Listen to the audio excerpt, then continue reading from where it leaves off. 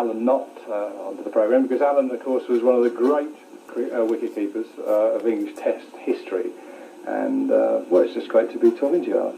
Thank you for coming along. Thank you, Tony, for those kind words.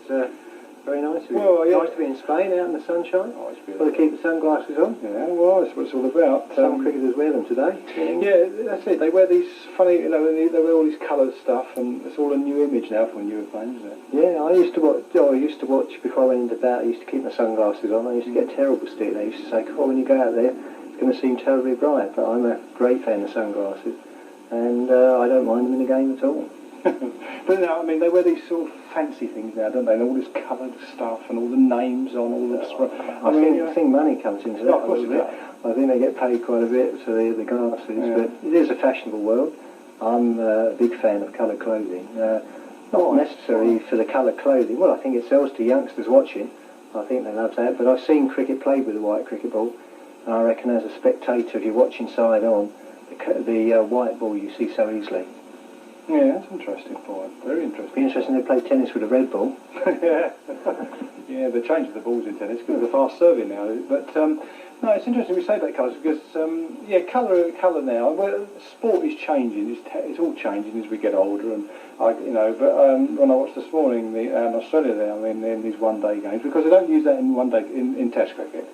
They're mostly in white, aren't they? Yeah, it's just the one-day internationals. One day it might come, because I do think for a spectator, if you can see the ball, I've sat with many spectators square on, and they say, did he hit it? Did he snick it? Where did it go?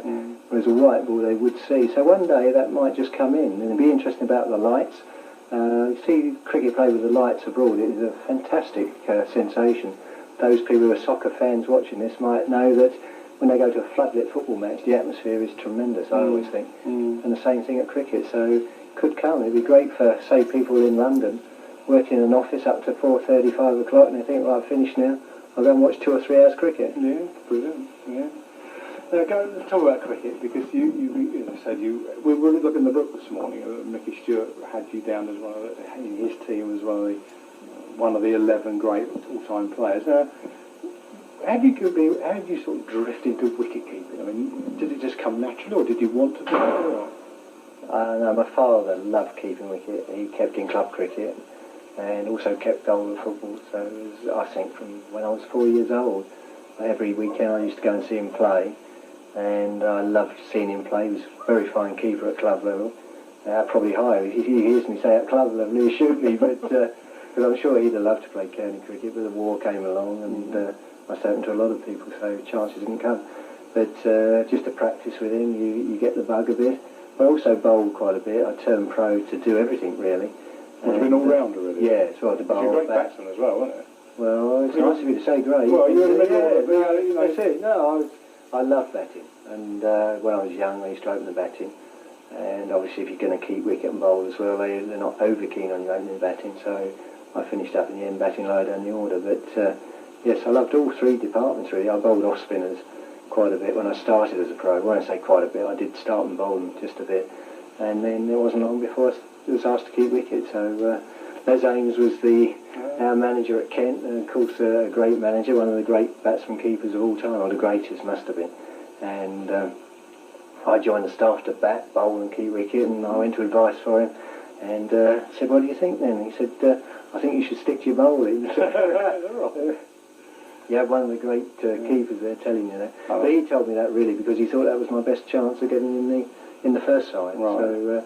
So he meant it with all the good intent. Oh yeah, definitely. But often in life, Alan, I think you said the school report, this man won't do this, and they go on to be great at something, you know. So I think, as you say, with his best interest, he gave you the advice he thought was best at the time. Well, we had 2 keepers on the staff then. People won't know they were really Derek Houghton and Tony Catt, and it looked best if I'd get in the side as an off spinner because there was no Derek Underwood then, who suddenly came on the scene. So things changed, and then I got in the side as a keeper for a few games, and things must have gone pretty well, I think. And Derek Houghton decided to go into football management because he was a great footballer as well. Tony Catt, the other keeper, decided to live in South Africa, so we went from 3 keepers on the staff one year. I was the only keeper. I was injured in pre-season, had to play the first game, and the injury didn't stand up. So going from 3 keepers on the staff, I had an amateur playing the year after because I was injured. So amazing that all turns out. Yeah, it's funny, yeah. So okay, we got a ball, or you got a ball in your hand. Now, what we want to try and do, because a lot of young people watch, watch these programs, especially the sport. So let's talk about the grips. This is the thing. What are all these grips? What? Well, if you're just a basic seam bowler, maybe a swing bowler, or just looking to hit the ball on the seam, most bowlers would put the seam of the ball in between the forefinger and the finger next to it. Completely in between. Yeah, no, it varies. Right. That's the big thing about coaching, if anybody's listening there are a lot of varieties in the game, and many ways of getting to the end product. I'll just give you that as an idea. The thumb underneath, we're looking maybe just to try and move the ball away from a right-handed batsman. We've just got the side of the thumb. Right, the side of the thumb. Yes. Those 2 fingers on top, either side of the seam. The other 2 fingers there just on the... Resting gently. Some might have that 3rd finger half out of the ball, others underneath there. But something like Terry Alden, who I played cricket with, one of the great outswing bowlers I've seen, used to maybe bowl with the 2nd finger more on the ball, but that was his method. More on the seam? Yeah, just more on the seam. Yeah.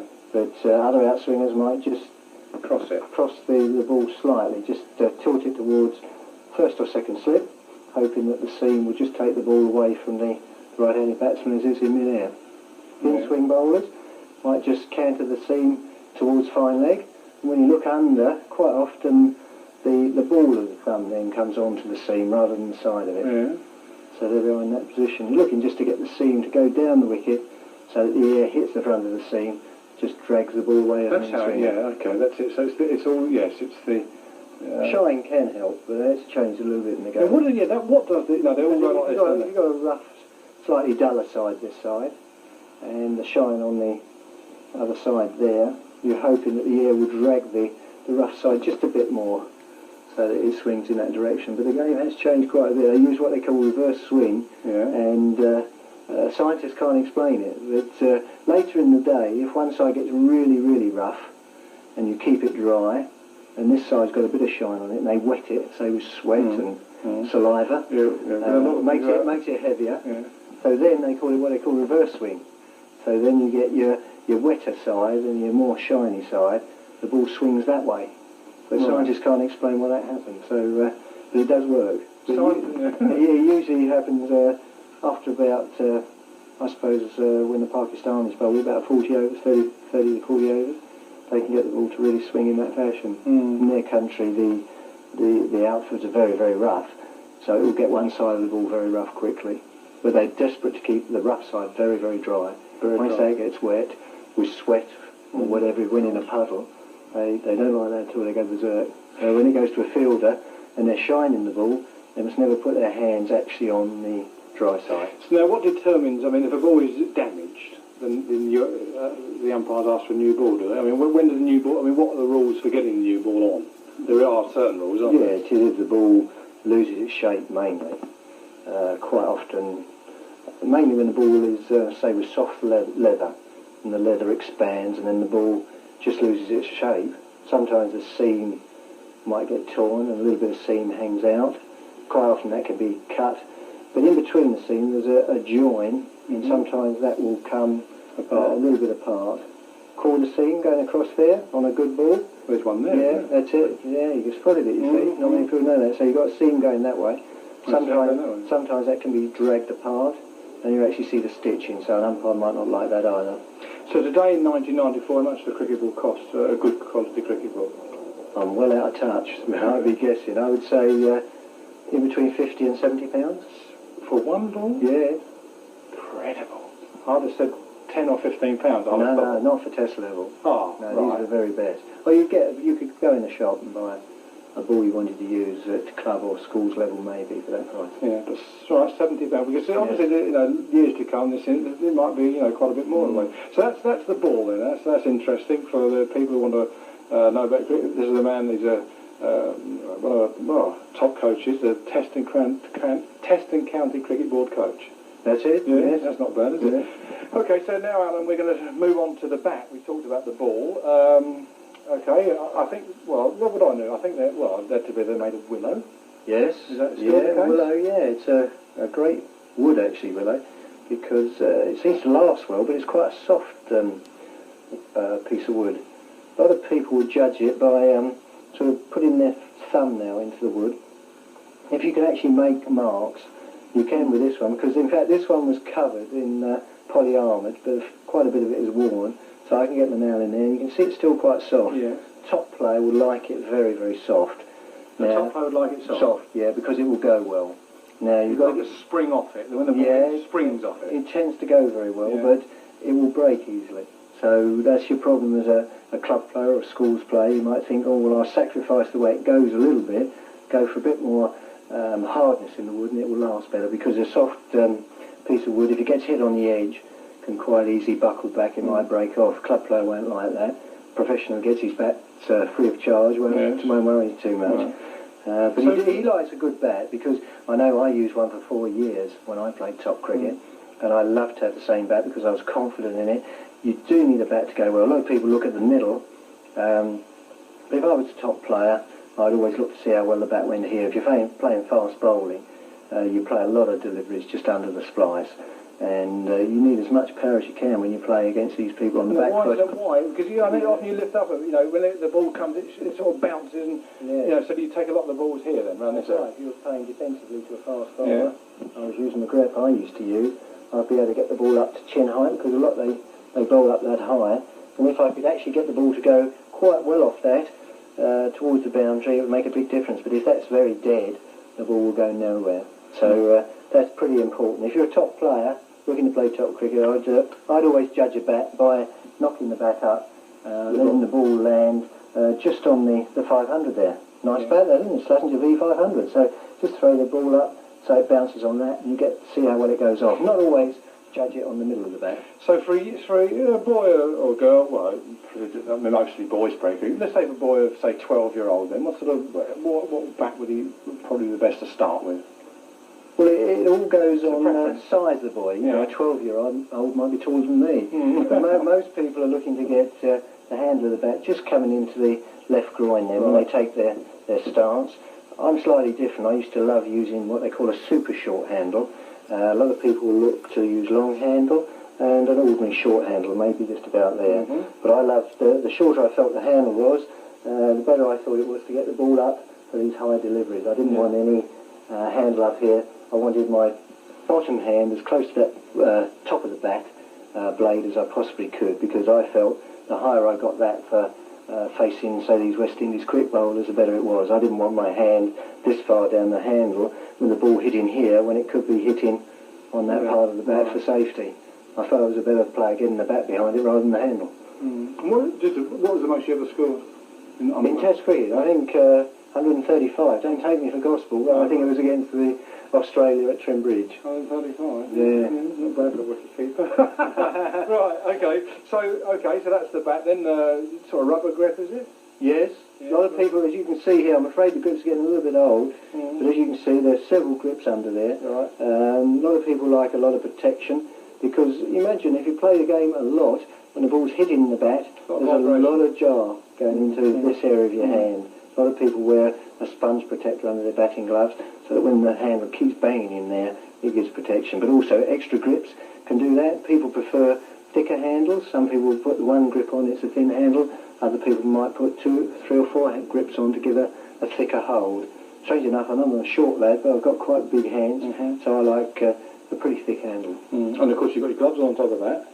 So it makes it, I played a bit of cricket, but when you get them gloves on, you say you've got a bit of grip, haven't you? Because people talk about the balance of the bat. The other thing 3 or 4 grips gives, it adds weight to the handle, which makes the bottom of the bat feel lighter, which is quite a nice thing. I think the worst thing you can have about a bat is feeling that the bottom of it's very, very heavy.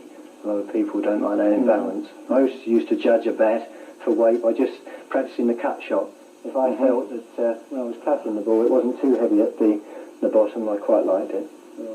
But today, top players use very heavy bats. When I started in the game, they were about 2 pounds 2 ounces, and people are using bats now well over 3 pounds. So your big Graham Gooches, the big strong men, it's come in the game. Of course, the ball goes a lot further with a big bat, but it's how it affects your game. If you're a touch player and you play a lot of cuts, a lot of sweeps, maybe hooks and pulls, the lighter bat might suit you. But if you play drive, the big tall lad who stands up straight, heavy bat might be the one for you. Yeah, so there's quite a lot to this, isn't there? A lot of technical side to this. You know, the height, the weight, the bat, and all the rest of it, which of course is exactly what we're trying to get across. So, so that's the cricket bat. Now we've got the gloves here. These are the gloves. Quite nice looking gloves here as well. Yes, B12, very nice. So I'll just put. I'm a right-handed bat, so when I put the right-handed glove on, you can always judge the right-handed glove because for a right-handed batsman it'll have the thumb protected. On his left hand it won't, because this is the one that gets exposed. So if you're looking to buy a pair of gloves as a Christmas present or whatever, and you're buying it for a right-handed player, make sure that the protection's on the right thumb there. The thing that's changed quite a bit in the game is the protection of this first finger. If you play cricket at a high standard, I'll just get a bat just to show you one little thing there. If you're playing high, which we were talking about just a minute ago, it's this forefinger is the one that really gets into trouble. That's the one that gets hit. So that's the one you want to protect. And as you can see on this pair of batting gloves, there's a fair bit of protection just down the side there. So you're hoping that that won't allow that finger to be damaged. Quite a lot of players, and if you're playing in good cricket, you might want to put a piece of plastic on the top of this finger, maybe on the finger next to it. That will give you even stronger protection. Make sure you put tape over the top of the plastic, otherwise you might get a plastic noise against the edge of the bat there, and they might think it's a snick behind the wicket. So that's happened to me, so be very, very careful. But these fingers are the major ones. You don't want them splitting apart, which I can actually do with these. So if you're playing good cricket, you don't want the ball squeezing into these positions here, because it might get to your finger. It happened to me years ago. A chap called Wayne Daniel, bowled very quick from Middlesex. And as you can see, sometimes if you pull the finger, you can actually expose the joint. So be careful with that. Normally a match player, I'm only using these for coaching, I would join those fingers just gently together so that they couldn't come apart. Yeah. And just going on to the other glove then, or keeping it, that's right. So the only difference in basically is this thumb. Is the thumb, yes. So and probably the forefinger even, maybe a bit different. Yes, very different. If I hold the bat there for you. Nice grip, show us a nice grip. Yeah. Well, this is the one I use for quick bowling. But the bottom hand there we say that's protected, and as you can see here, this thumb's behind the bat. Orthodox grip, certainly behind. I was slightly different, facing quick, so maybe I could have got slightly in trouble there, but most people are holding the bat in that fashion, the thumb behind the bat. But if you have trouble and you think, oh, I want to put a bit of protection on there, you might just be able to get a good cobbler, maybe that's what you call them here, or somebody who works well with leather, to put another thumb on the left hand there. But I think the big thing about gloves, mind you, I'm talking about the very top level, is that they're not too loose on the palm. The glove is shaped so that it goes around the bat handle. You don't want the leather inside creasing up, because that might cause blisters. If you're going to go out there, top player, bat for 2 days, it could get very, very sore. So make sure that that leather fits closely to your hand. I'm sure golfers will know what I'm talking about when they wear the golf glove. But plenty of protection, the more the better really. Here we've got a little bit of sponge under the sausage area, so that gives you even more protection. And comfort, it's whether you like the little bit of elastic down the side, which gives you a little bit of movement, or you can have that in leather, makes it a little bit stronger, maybe takes a bit longer to work your gloves in. Brilliant. Well, how about that for an explanation for you young, about the gloves. So so that's the batting gloves. There's quite a bit of difference there between the two gloves, as we saw. And of course now, well, the glove that Alan has worn for many years is in the top level of cricket, of course, the wicket-keeping glove. So what about this then, Alan? Well, I think the main thing, there must be Schlesinger. I used to wear red, but... Schlesinger, yeah, go on. It used to be red in my day, now they've all had a sort of purpley colour there.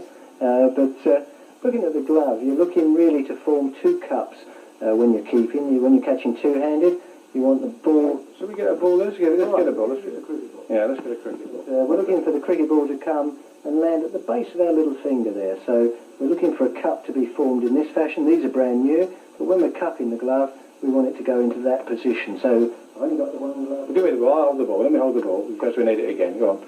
So I like holding it. Right. But if we're using an ordinary hand there, we're just looking to form a cup there and there. So when we work in a cricket bat, and I'll show you that. I don't know whether you get that on camera. Maybe we'll have to do that a little bit later. I'll show you how you work in a pair of gloves. So one cup in that position, but when we're catching two-handed, As you can see, maybe the thumb there, we need to just keep moving that down, push it down so that we get a fair distance between the top of our forefinger and the joint of our thumb where it joins our hand there, so that the ball fits in nice and easily there. Some keepers look to catch the ball one-handed at the base of the second finger. Not many keepers in the career I've played in have had gloves without webs. There have been two, I think, Wally Grout, Bob Taylor. There might have been a few more, Keith Andrew, but very rare in the modern game today. So if you're catching without webs, one-handed, land at the base of the second finger there. I used to like the finger to land at the base of my forefinger there when I was catching one-handed. So it's, the ball nestled into that web if necessary. Quite often, the modern keeper can get the ball right in the web there. So the big thing about a web, if it's big like it is on this glove, is that you have these little gussets put in. If they're not in there, again a cobbler, a leather man could just put stitches in so that the web curves forward. If they're not there, the web tends to buckle back and the ball will go through and out. But as you can see here, it rolls there to the edge and stays, we hope. But you need comfort. A lot of keepers like not much padding in the glove. I was slightly different. I like the glove pretty well padded. I felt I didn't want my hands to get tender at all. A lot of people say go for soft leather at the back. I preferred it quite strong in match play. So if you wanted to strengthen them up, you could add leather just to the back here. I used to have leather strips sewn down the back, and that gave even stronger feel to the glove. I like to try and get it a bit like a baseball glove, shaped like that, so that if the ball hit the end of my finger, there was protection. Other people, you can take their gloves and the fingers will flop all over the place. These are quite nice. If I take the glove off, you can see that they don't flop all over the place. A lot of gloves will buckle right back because they're so supple at the back. The variety. A lot of people, different ways of getting to the end product they want. You've got to go for what you like, the feel of the glove. But as long as they catch the ball every time, that's the important you don't mind, do you? No, that's what you want to do. Now, going back to, I mean, probably one of your, well, maybe your mentors was Godfrey Evans, was he? Yes, more when I finished actually, because I wasn't a great watcher of cricket when I was young. I loved playing sport, but I was lucky. I went on a Cavaliers tour with Godfrey when I was a young boy, 18. I was lucky in my career. I know things went for me, and after about 8 games in first-class cricket, I was invited to go and play in the West Indies, and Godfrey was on that trip, and I watched him keep. He was absolutely brilliant and gave me a lot of good advice. One of the biggest things, because when you've got the technical skills, the mind comes into the game a tremendous amount, and Godfrey always said to me, if you drop a catch, you just pick the ball up, get on with it, nobody knows. And quite often, I've even done that in a county game, and people said, do you edge it? And they didn't even know. But I think it's good for you mentally, it's good for the players next year. The bowler might not appreciate it that much at the time, but if you apologise to him at the end of the over, I'm sure it's okay. But it was a great bit of advice, and I think anybody keeping, if you drop something, all that's got to go in your mind is to remember the best victim you've ever got for the next ball, because that could happen to you. You could catch the best catch you've ever caught in your life next ball, but if you start feeling sorry for yourself, you get down, you're on your hands and knees, the next one comes along, you're likely to drop that as well. Yeah, that's very interesting. Now, just about this stumping. Now, this is another thing. Now, there's been quite a bit of this out in Australia now. Now, Rhodes is our keeper out there, isn't he? Yeah. I mean, how do you see him as a keeper? Oh, yes. Stephen Rhodes has got a lot of talent, and he's when you talk about stumping up to the wicket, people would struggle to compare with him. Yeah. We're lucky in here. We've got some great keepers, and the keepers in this era, Jack Russell, Colin Metzen. He's here this week, isn't he? Yes, Jack Russell's here. Colin Metzen, you wouldn't have heard of, hasn't played representative cricket. Bruce French has played representative cricket, a little bit unlucky with injury, but those keepers would compare with any era. And Jack Russell, people have put him up at the very high standard, and who knows, one day they might be saying he was one of the greatest ever. So, and that could happen with any of those four, of course, if they play at their best. They play at their best.